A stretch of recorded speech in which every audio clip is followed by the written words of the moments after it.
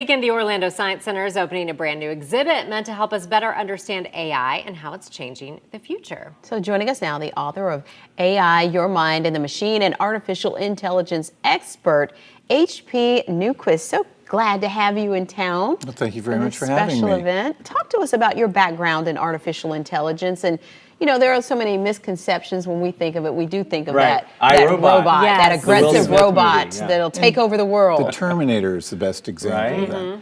Mm-hmm. I've been in the AI industry for more years than I want to count it, going back to the 1980s. And there was actually a first wave of AI that people thought was going to be the time when the robots did rule the world, and it failed miserably. In the last 5 years, AI technology has advanced very rapidly. So we've created an exhibition for the Orlando Science Center to show people how artificial intelligence is real and relevant and how it's part of their everyday lives, meanwhile trying to kind of minimize the scare factor. Yeah, and so you said it's part of our everyday lives. Give us some examples. Hey Siri, hey Alexa. Exactly. Yeah, right? You know, every time you use Google Maps, every time you go on Amazon and buy something and a recommendation comes up, if you're on Spotify or Pandora and a playlist comes up, all that's done by AI. So it's software. It's not, you know, robots marching down the streets bent on destruction. I can hear people at home already saying, but I don't like it knowing all this information. Right. We're giving all this information out. are. What could that mean in the future? Well, it really depends on who's controlling it, you know, how governments and corporations use it. In China, surveillance and facial recognition is widespread. Almost every person in China has their face on a government database. Yikes. And can be tracked, street corners, stores, everywhere. That's the kind of AI that we certainly here in America are concerned about. How invasive does it become? How does it affect our privacy and what we do, you know, in our daily lives? So it's almost like the Wild West right now. It's very much like the Wild forefront of West. all of that and where it's headed. It really is because, again, it's a technology that's really advanced in the last 5 years, and it's kind of moving faster than we know how to deal with it. And that's part of why we've got the exhibition here at the Science Center, is to show people, here's what it can do.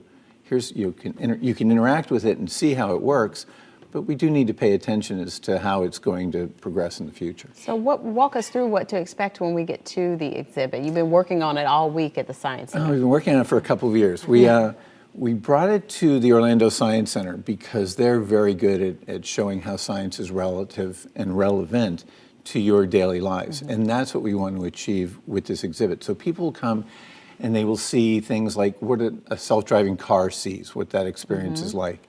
They will be able to see how There's the video. how motion capture actually allows machines to recognize your face. There's a dog. Oh, that's the robot dog. Very scary. That's almost Terminator stuff. Right? And then you know, machines that can actually interpret your emotions or guess your age. Oh no.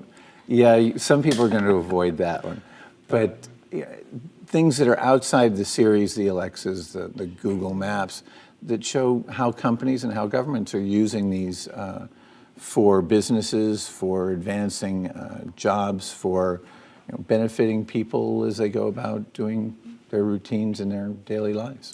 What do you want people to get from this exhibit after they walk through and spend a little time here? And this is the world premiere of this exhibit, It is. so that's a big deal. Right. It's the very first time anybody, including me, will see it is here in Orlando.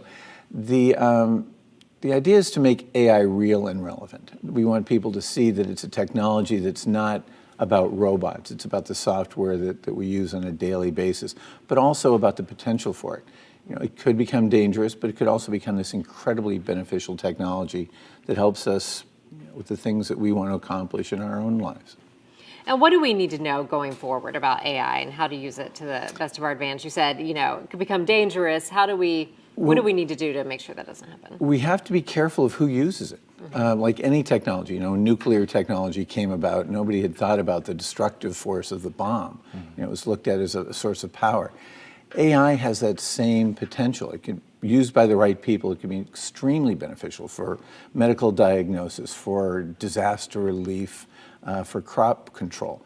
In the wrong hands, it could be used to put, you know, your face on your body and your voice and his voice and change the way people perceive news. But we're going to see some fun stuff at the Science You're going to Center. see all fun So it'll be a stuff. fun event. Yes. I want to go. So that's this Yes. Saturday. It opens on Saturday to the public, and it'll be running till January 5th. So we have plenty of time to get there. Amazing. But don't wait till the last minute. That's right. Those exhibits get And busy. it will be ever evolving and moving around, I would imagine. You'll take this. It'll be on the road for the next few years, yeah, and it'll evolve as AI evolves.